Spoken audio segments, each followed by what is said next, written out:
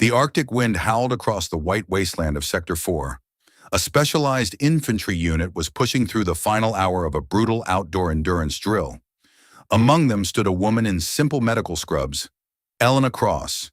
She carried no rifle, wore no tactical plates, and looked entirely out of place in the freezing gale. "She won't last another 10 minutes, a trainee muttered, and the laughter rippled through the frozen ranks. Elena didn't react. She just watched the horizon with a predatory focus. But when a soldier collapsed and the rescue helicopter finally stopped its roar, every eye turned to her. Truth arrived. Elena Cross was 31 years old, and in the high-stakes, adrenaline-soaked world of elite tactical training, she was essentially a ghost. She had been assigned as the medical support for the Ice Shield evaluation, a grueling 72-hour exercise designed to break the strongest men in the service. While the trainees were decked out in the latest cold weather gear, carrying 60-pound packs and high-tech weaponry, Elena wore a functional but unremarkable parka over her navy blue scrubs. She carried a small, weathered medical bag and a tablet for logging biometrics. To the men who spent their lives preparing for war, she was just a civilian, a background character who didn't understand the rhythm of the field. The atmosphere at the base camp was a toxic mix of exhaustion and professional arrogance. The air here didn't just bite, it chewed through layers of Gore-Tex and resolve. These were Tier 1 operators, men who prided themselves on their ability to survive anything nature threw at them. In this environment, you were judged by your kit, by the scars on your knuckles and the grit in your teeth. Elena had none of these outward markers.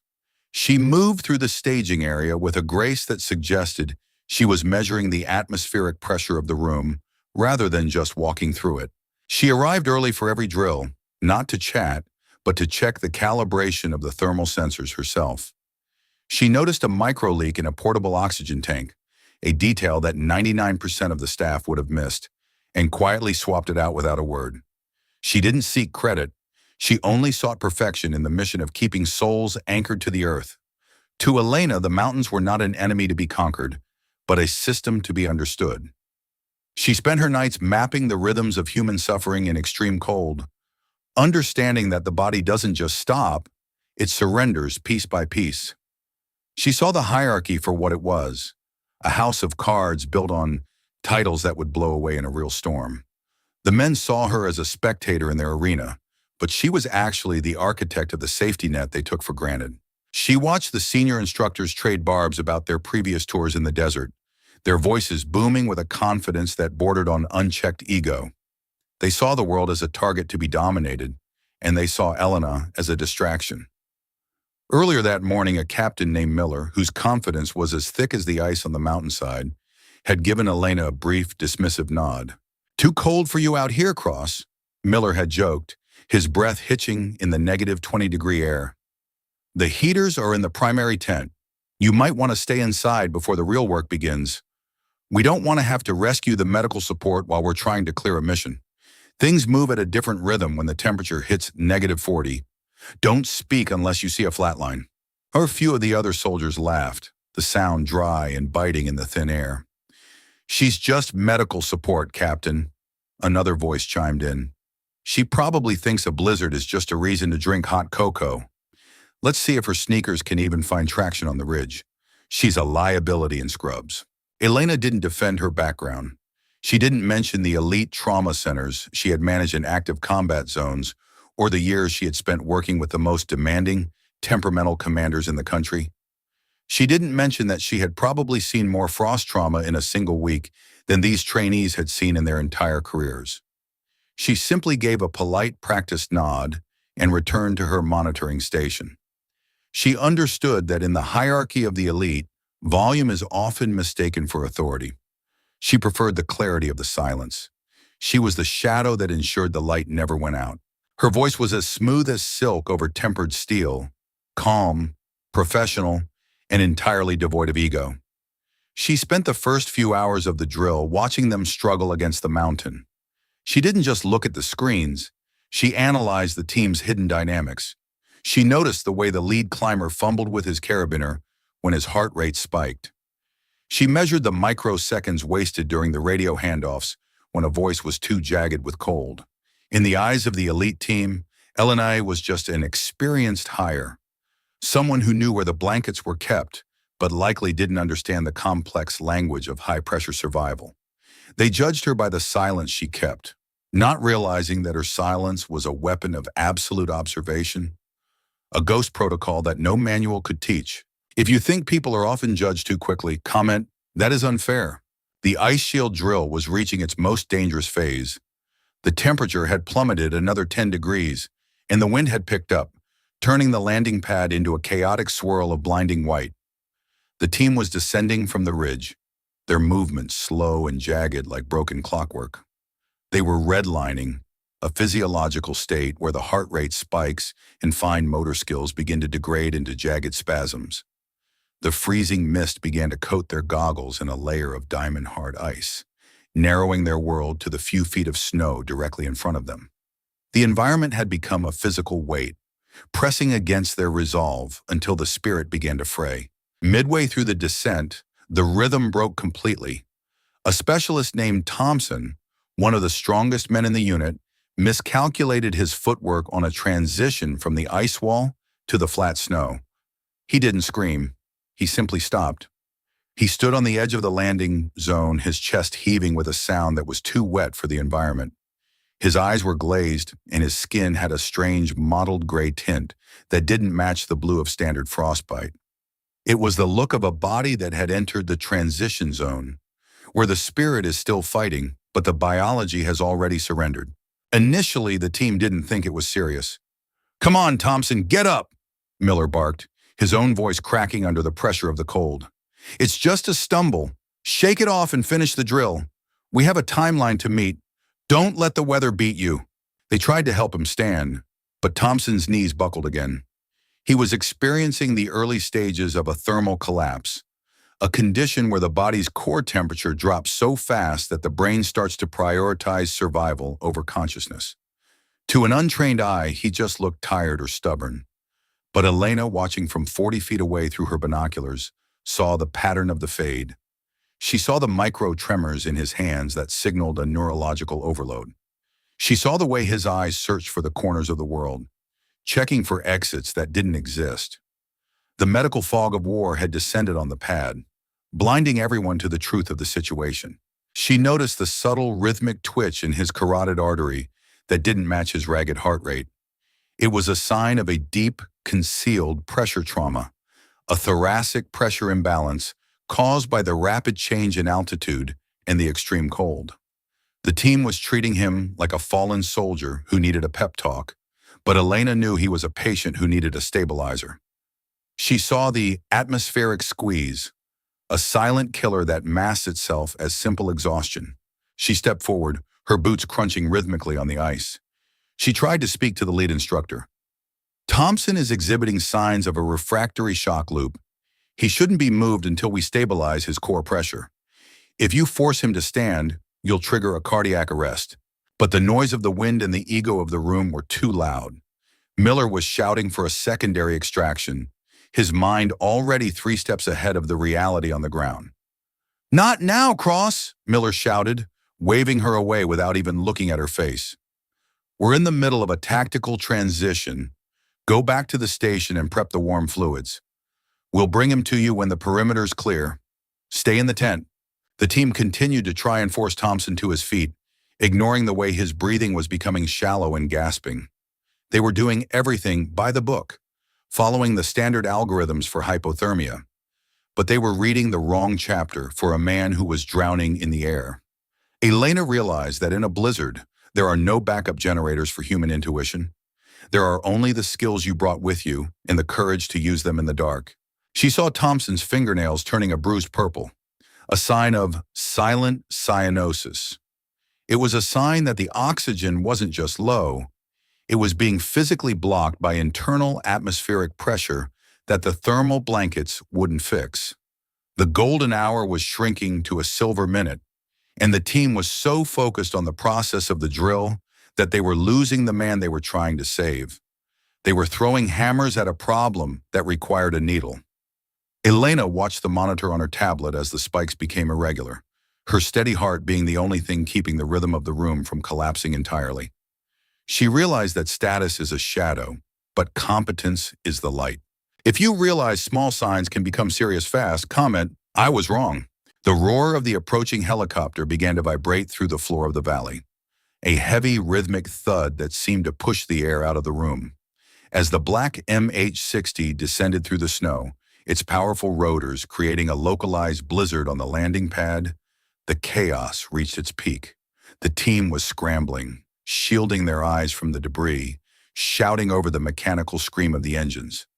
The wind from the blades knocked over a supply crate, sending metal tools clattering across the ice like spent shells. The air was thick with the scent of jet fuel and panic. Thompson was now completely unresponsive, lying flat on the ice. Miller was fumbling with his radio, trying to coordinate the handoff, but his hands were shaking so violently he couldn't hit the transmit button.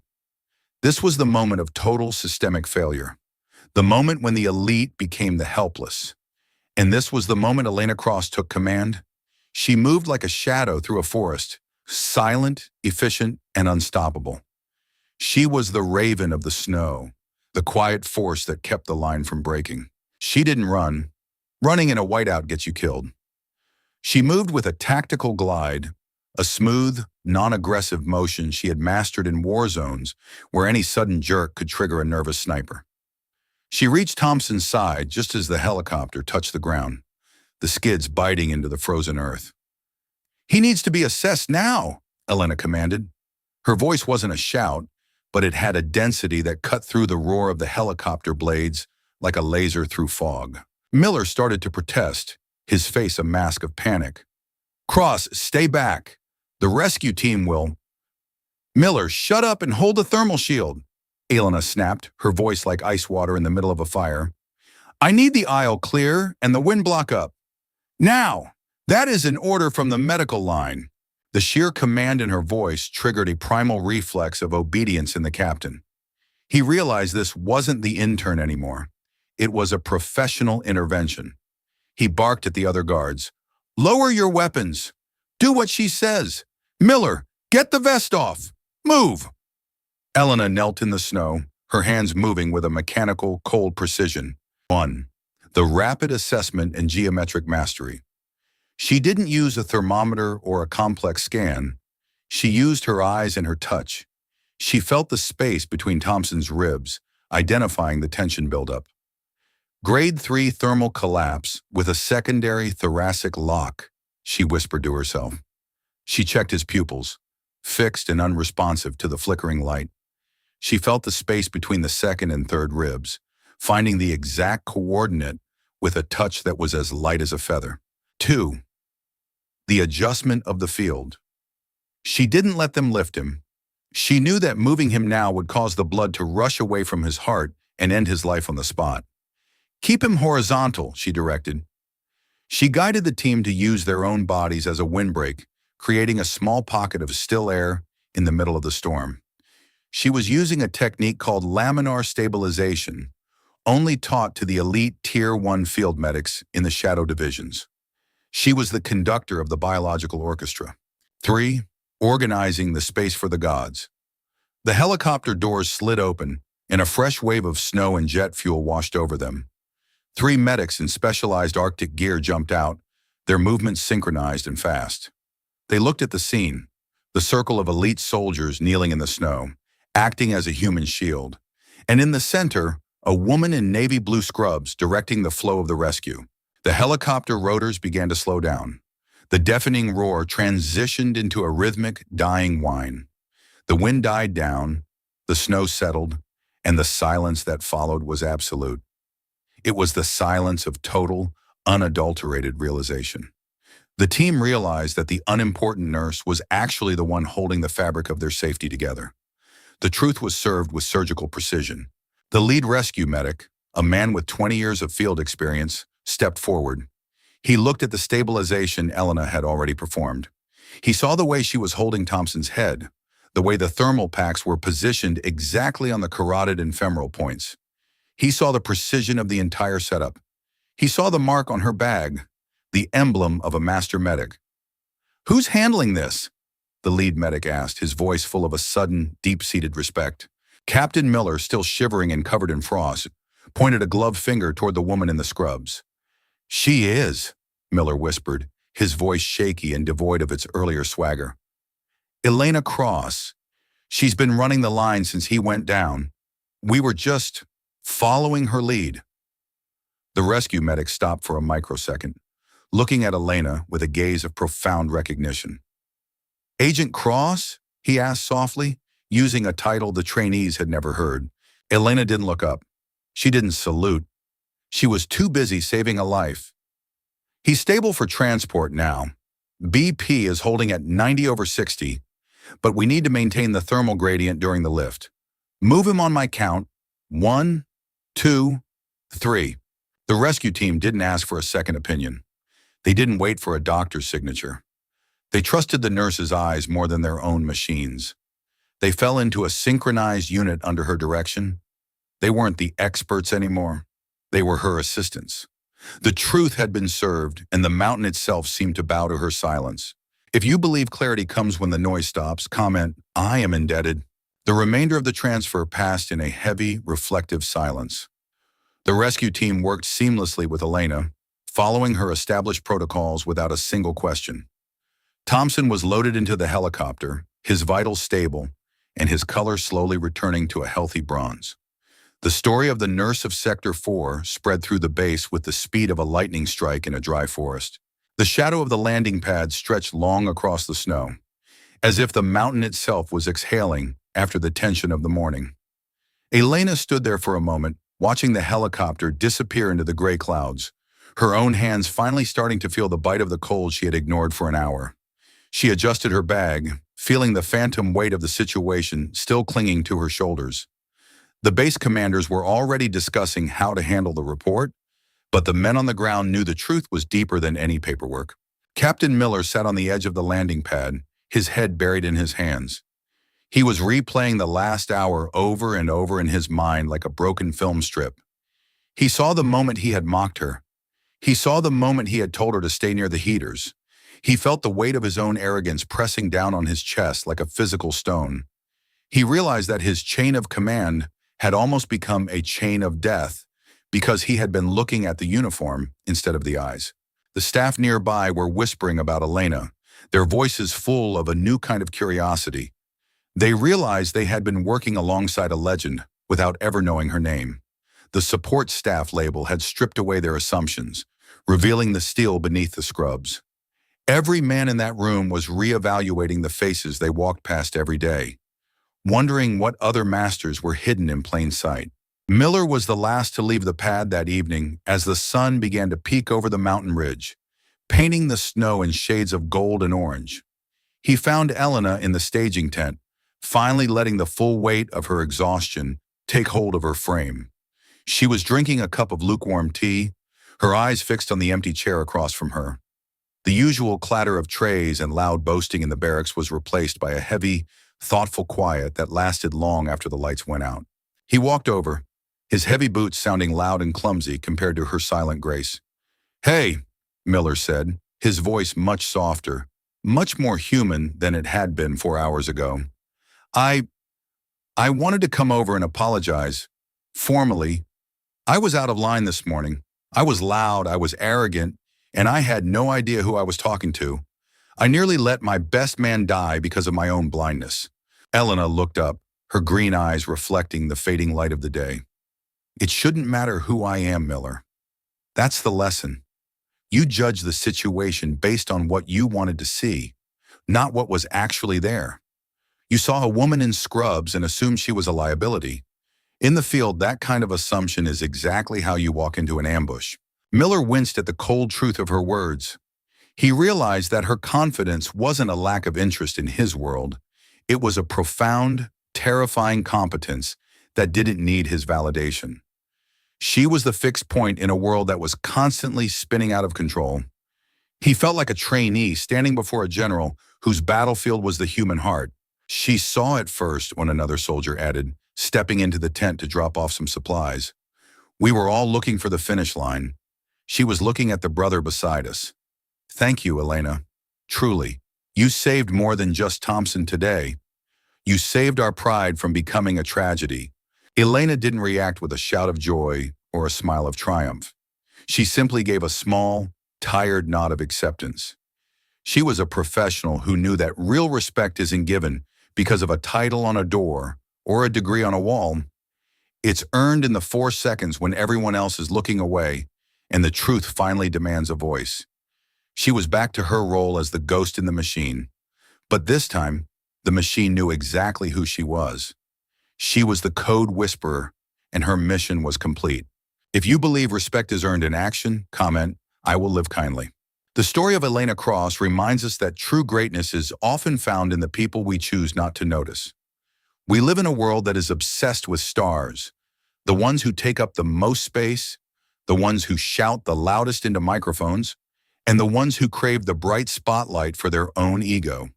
We assume that because someone is quiet, they have nothing to say, and because someone is in the background, they have nothing to offer the front lines. But true mastery is a silent thing.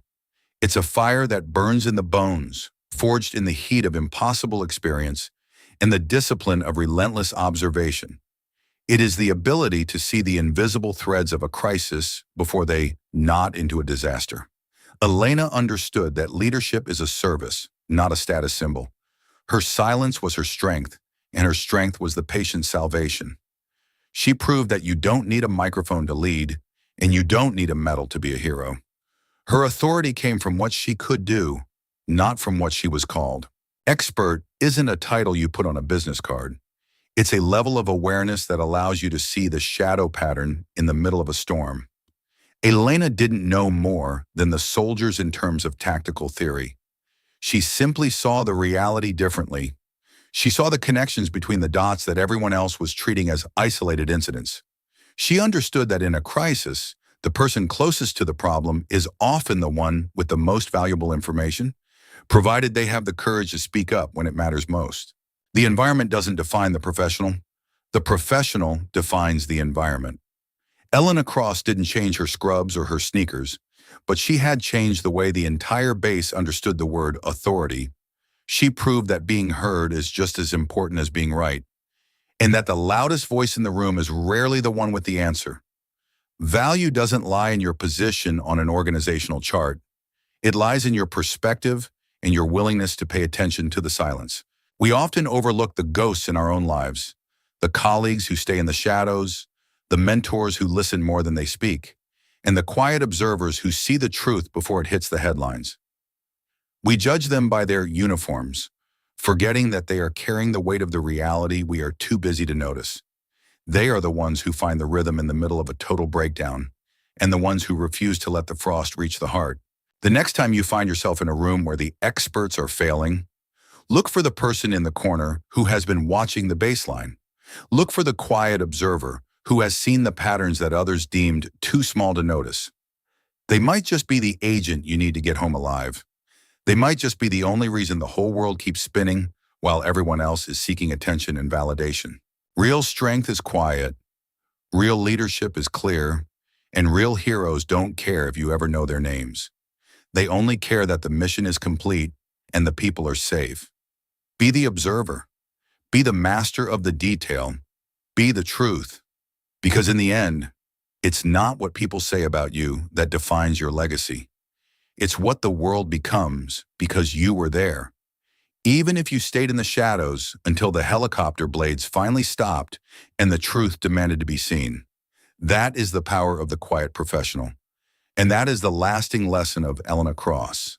A story written in silence, saved in a heart, and proven in the snow. If you believe the people who stay calm in the harshest conditions and act when it matters deserve recognition, leave a comment below. And if this story reminds you that true ability becomes clear when everything else falls silent, don't forget to subscribe for more.